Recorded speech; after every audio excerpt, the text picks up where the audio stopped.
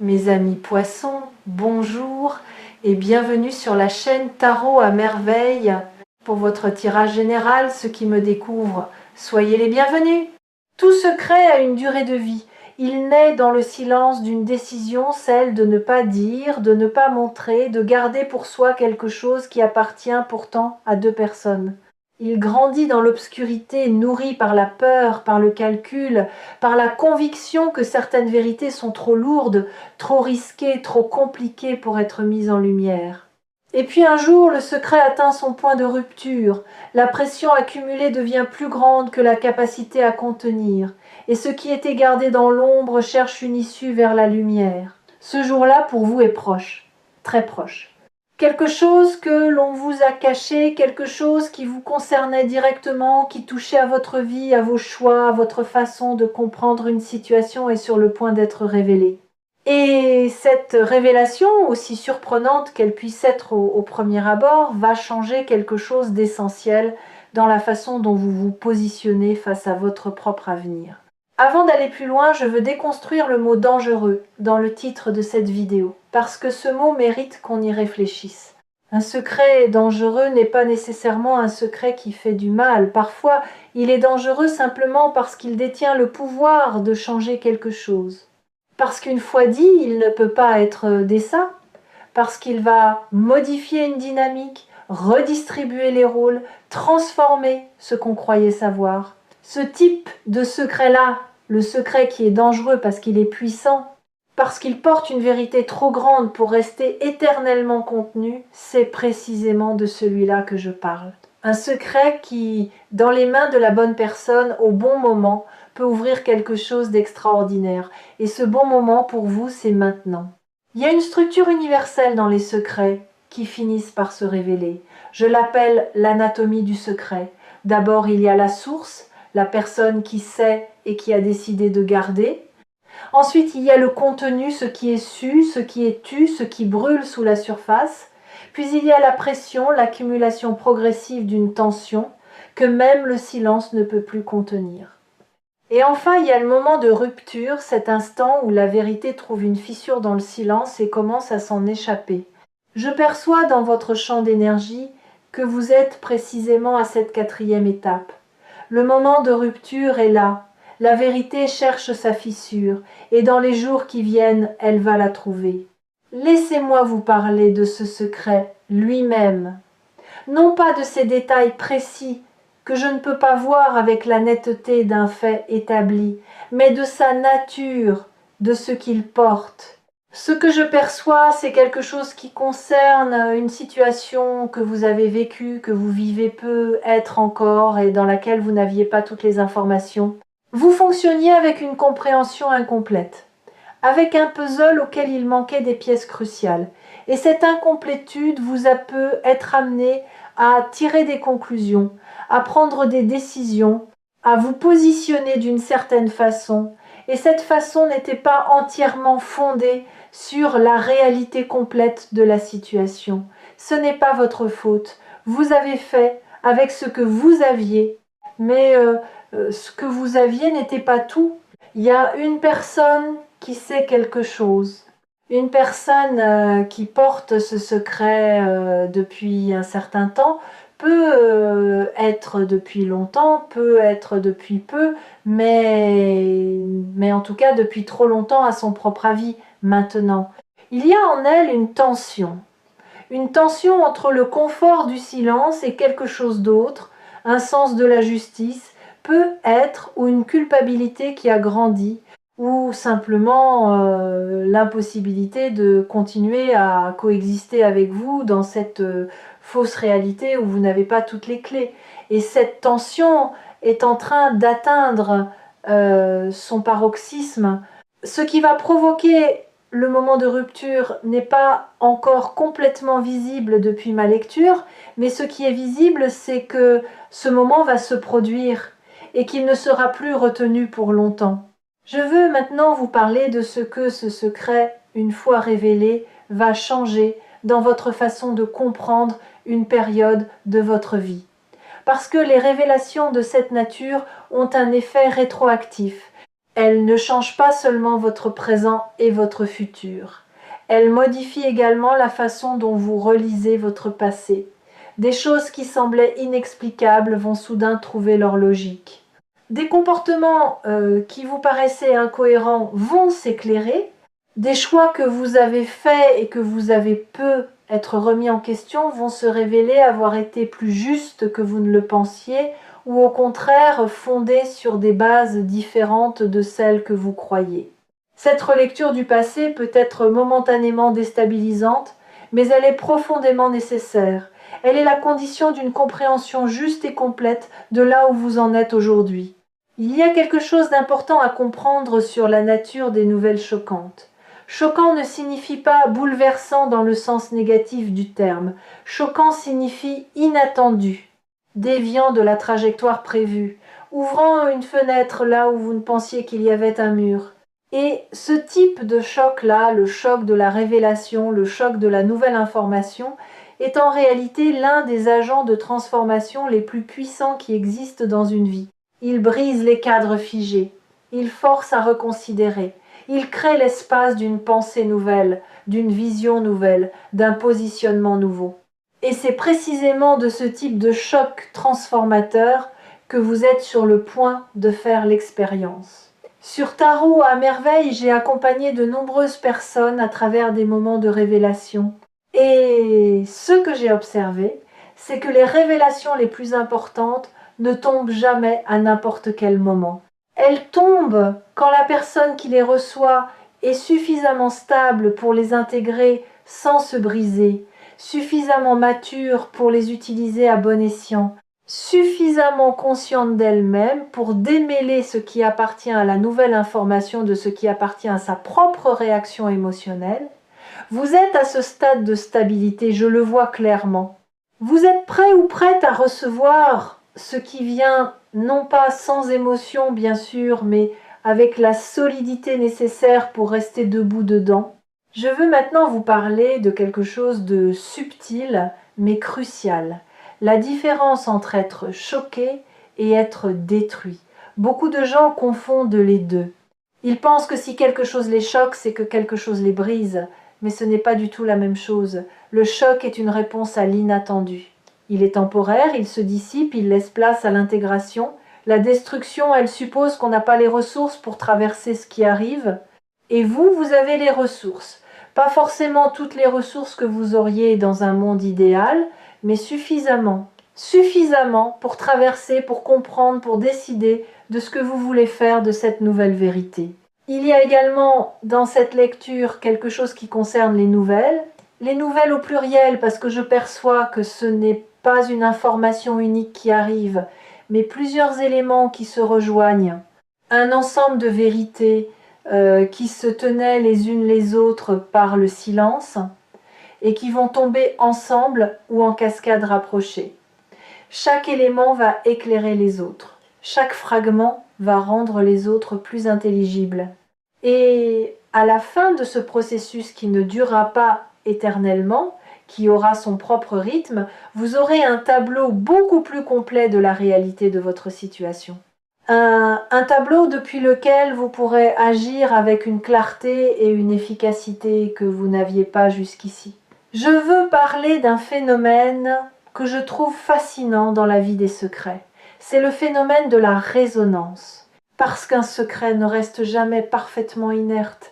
Il irradie, il envoie des signaux dans l'espace même s'il n'est pas dit.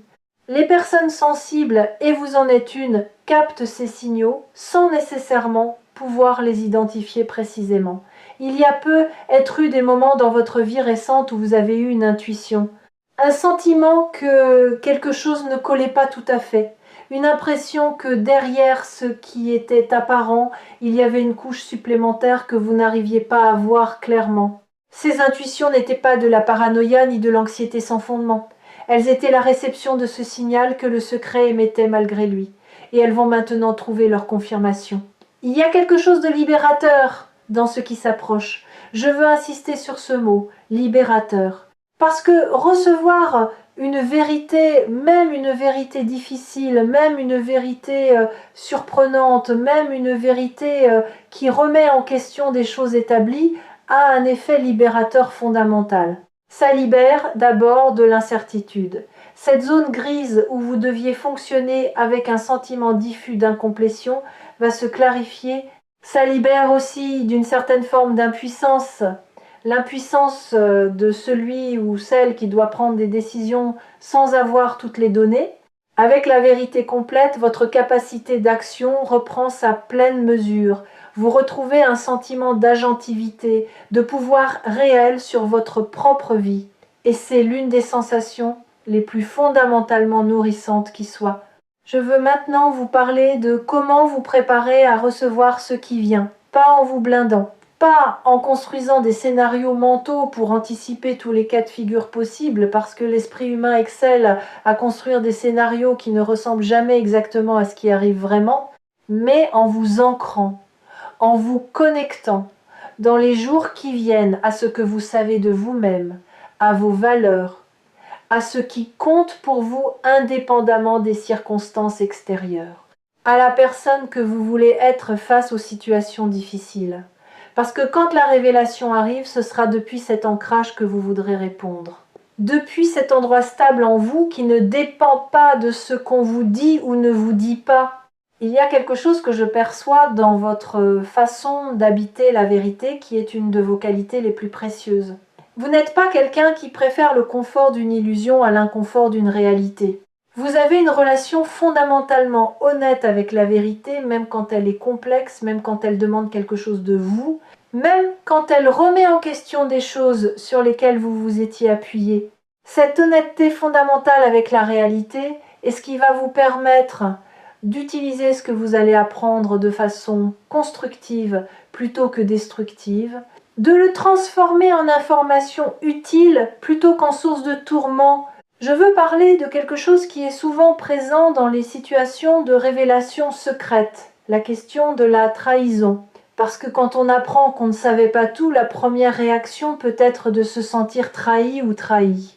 D'avoir l'impression qu'on a été manipulé, qu'on a été protégé de quelque chose contre son gré, qu'on a été privé d'une information qui lui revenait de droit.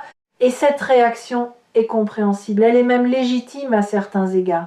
Mais je veux vous inviter à rester ouvert ou ouverte avant de conclure quoi que ce soit à la complexité des motivations humaines.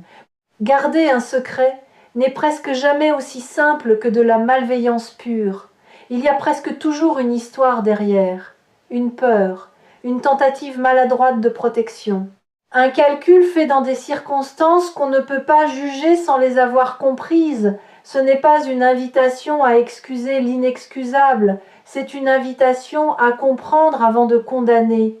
Il y a dans votre champ d'énergie quelque chose qui ressemble à une clarté à venir. Pas la clarté qui efface tout dans la blancheur aveuglante de la certitude, mais la clarté du matin après une nuit confuse, celle qui révèle les contours des choses avec une précision nouvelle, qui donne aux objets et aux situations leur forme réelle plutôt que les formes déformées que l'obscurité leur prêtait. Cette clarté-là qui arrive avec la révélation va vous permettre de voir votre situation telle qu'elle est vraiment.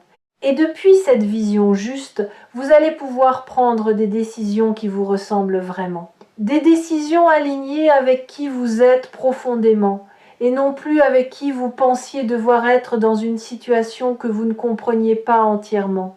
Il y a une beauté étrange dans les secrets qui se révèlent enfin, parce qu'ils contiennent toujours, en plus de leur contenu propre, une invitation implicite. Une invitation à grandir dans la complexité de la réalité, à accepter que les situations humaines sont rarement aussi simples qu'elles paraissent, que les gens portent des choses qu'on ne voit pas, que derrière les façades les plus lisses se cachent parfois des tensions, des conflits, des vérités non dites, que même les plus proches ignorent. Et traverser une révélation avec cette ouverture, avec cette capacité à accueillir la complexité sans la rejeter, vous grandit, vous approfondit, vous rend plus capable de naviguer la réalité telle qu'elle est, dans toute son épaisseur. Il y a quelque chose que je veux aborder maintenant et qui me semble fondamental pour la suite. Ce que vous allez apprendre va peut-être vous demander de reconsidérer certaines choses. peut être certaines décisions, peut être certaines positions, peut être certaines relations. Et cette reconsidération, bien qu'elle puisse être inconfortable, est en réalité un cadeau.